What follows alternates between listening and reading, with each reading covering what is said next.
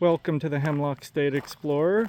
We are near the Allegheny River, just southeast of Clear Creek State Park, looking for a waterfalls, Freedom Falls, and also an old iron furnace. So come with us on this adventure. We just noticed the first thing we saw are large rectangular boulders, and now we're descending from an old gravel road down to the water to a tributary of the Allegheny River. Let's give you a view of what it looks like. We can hear the water from here. We're not quite sure where the falls are, but it looks like a pretty well-worn trail. All to our left are these really cool large boulders, and I didn't think we would find it so quickly, but this has to be the waterfall.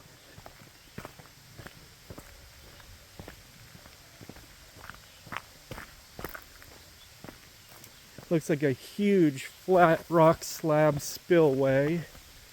We can hear the falls.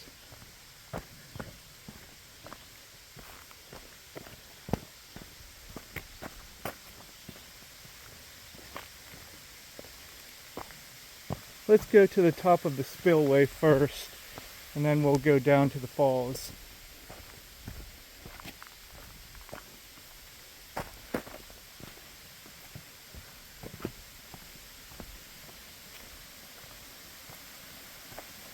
Some roots that form steps. There's just a sheer cliff right here. Oh, this is so cool.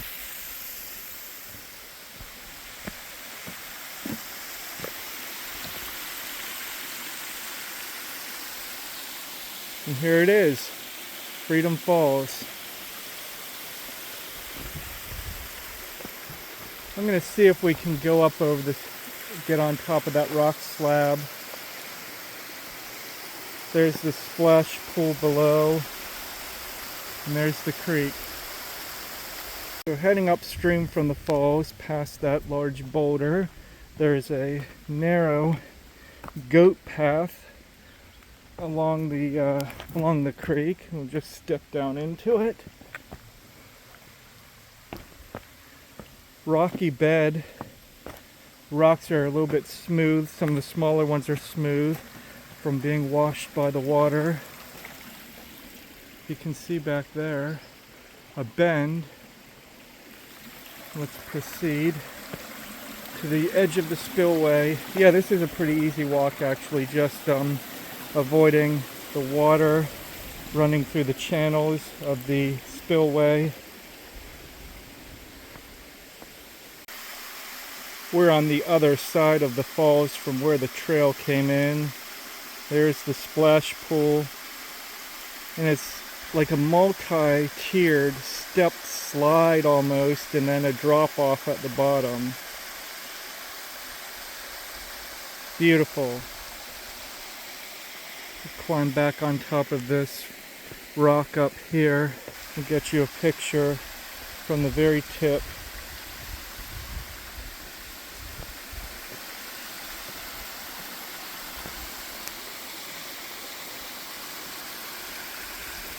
What an amazing waterfall. We noticed when looking upstream from the waterfall there was this exposed rock along the bank, and at first I thought it was man-made, some rock put in place to retain the stream, but actually this is natural. Just want to show you along here. This is so cool looking. It looks like it's carved out, but I guess it's been carved out by the water, and you can see that upper ledge and then that lower stepped pattern and water trickling down. This is so cool. Doesn't that look man-made? There's a clear distinction between that top course of stone and then this bottom section. We're actually walking through the middle of the stream right now on a big bedrock slab, but see how cool that is.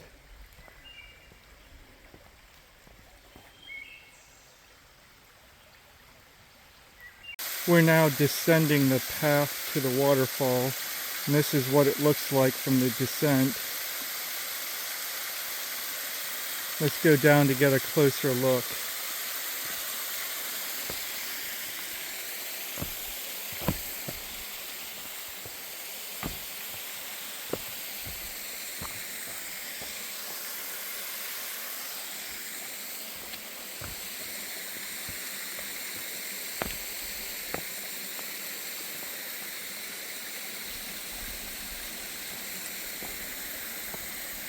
Oh, looks like someone lost their shirt up ahead.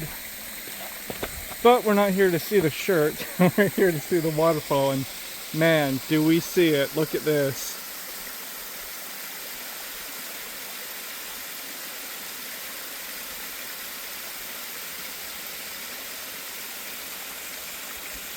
Let's get a little bit closer.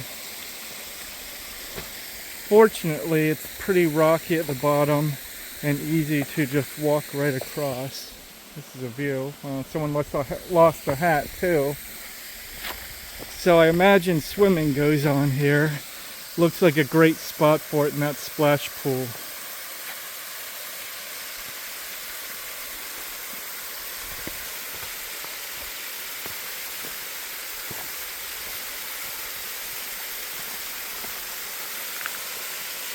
Freedom Falls. I really like the multiple channels. To the left we see a trickle and then a bridle veil drop, and then trickles down to the splash pool, but it's more like a slide just right down to the right. This is truly beautiful. And we'll pan across for another view from a different angle.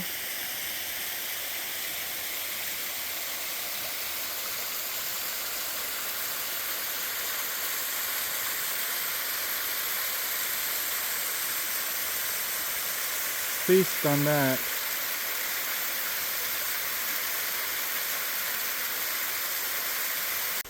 That was really cool. The waterfall was actually higher and much nicer than I even expected. I didn't even know what to really expect going into this. And then that almost stone masonry looking work above the waterfall, it was natural, but it was so precise it looked like it was man-made. That was really cool, but the adventure is not over. We want to find Rockland Furnace, and actually I think it'll be very easy to find. If you notice ahead, that could be a boulder, but I think looking through the trees it looks more like the iron furnace. So let's zoom in here. Yeah, that's the iron furnace. Okay, well that'll be an easy walk. Let's walk down the creek to the iron furnace. So we see some clothing here, so people clearly go swimming. It did look like it was deep enough to swim at the base of the waterfall, the splash pool, but most certainly not deep enough to jump in. Of course, when we see a body of water with a nice splash pool like that, that's one of the questions we ask ourselves. Let me just back up a second here. I don't know, do those look like fossils to you? Almost like a leaf, I'm not quite sure. It's not distinct if it is. Anything in these rocks? No. At any rate, yeah, so that's a question we ask, and the answer is no. Do not jump off the waterfall into the splash pool. It is not nearly deep enough. But anyway, after that aside, here we are. We can see pretty clearly now this is indeed Rockland Furnace.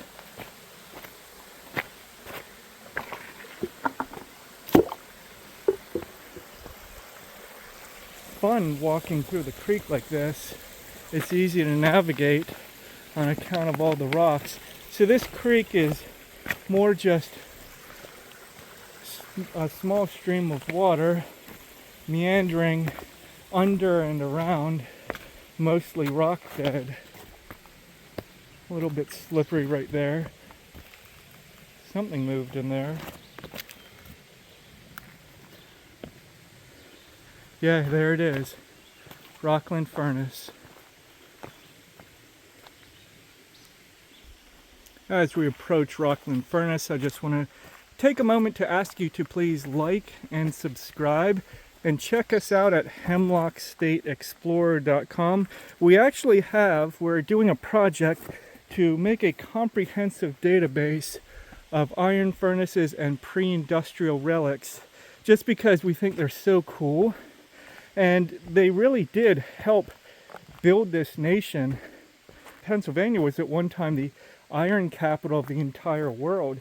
And if you think about it, for the pioneers and the settlers, it was absolutely necessary for everything from farming implements to kitchenware, cookware, tools, weapons. But here's Rockland Furnace. So cool. What a piece of history.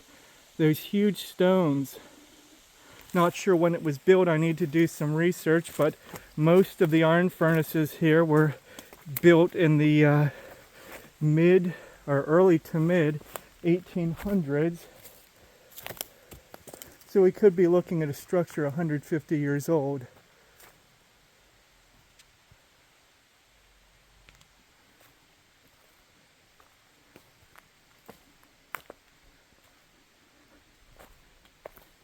Take a peek inside.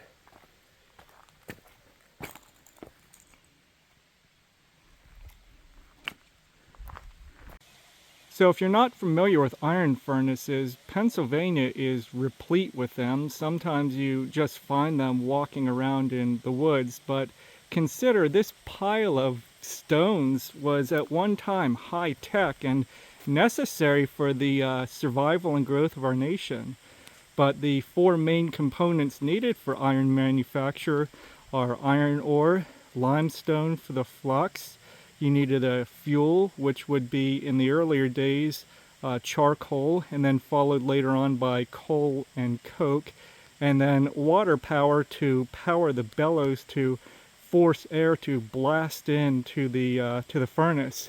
So if you see, most furnaces are built, get over these logs, are built next to a hillside, which you see from this angle here.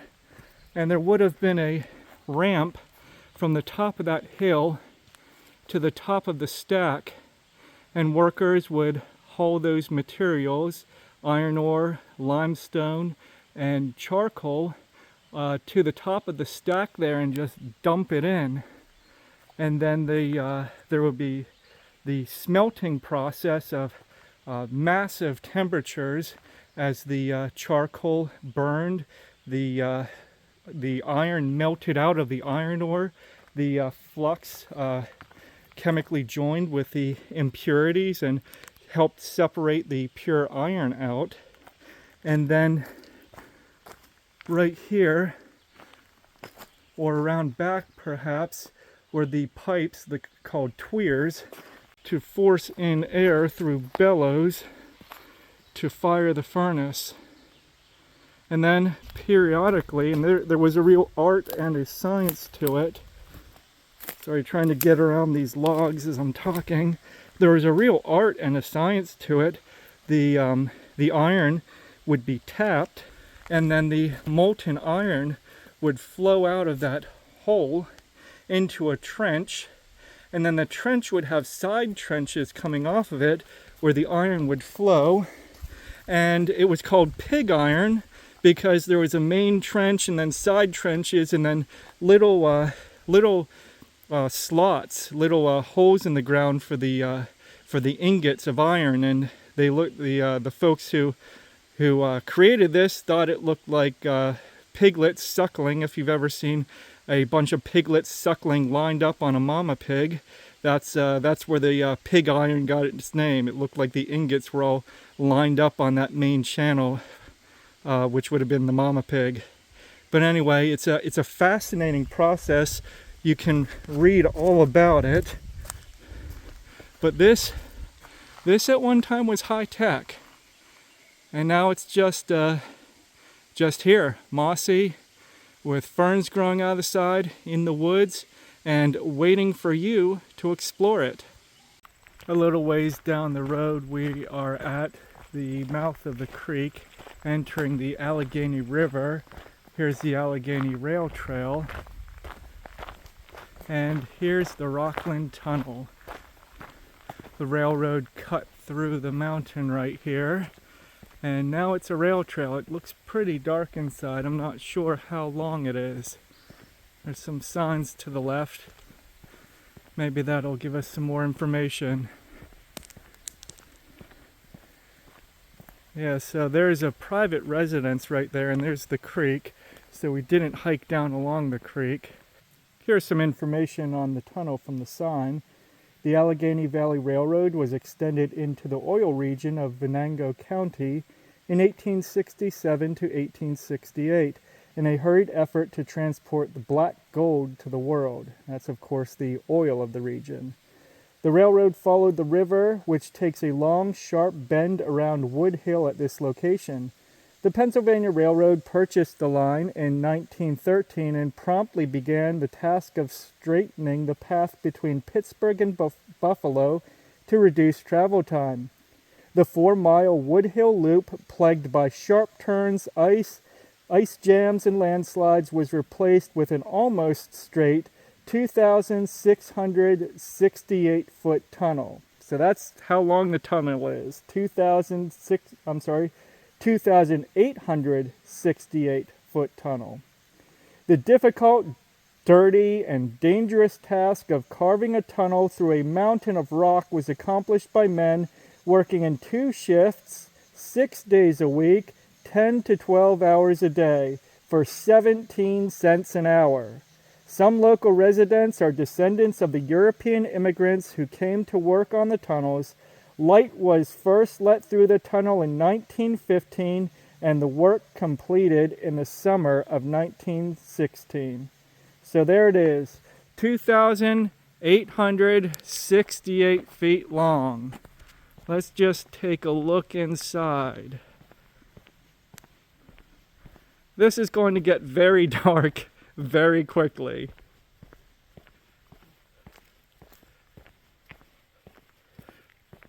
So, this is cool. You can see the brick of the tunnel. So I don't have my bike on me, but okay, so we just added something to our to-do list. You can hear the echo, little alcove, cool, dark. It's paved, and there's reflectors in the road, no doubt for the cyclists. And here we are, we're dark. Very cool. You know, I think I can actually see a tiny spot of light far off in the distance. Very cool. So this will be on our to-do list to bring our bikes and come back to this amazing spot.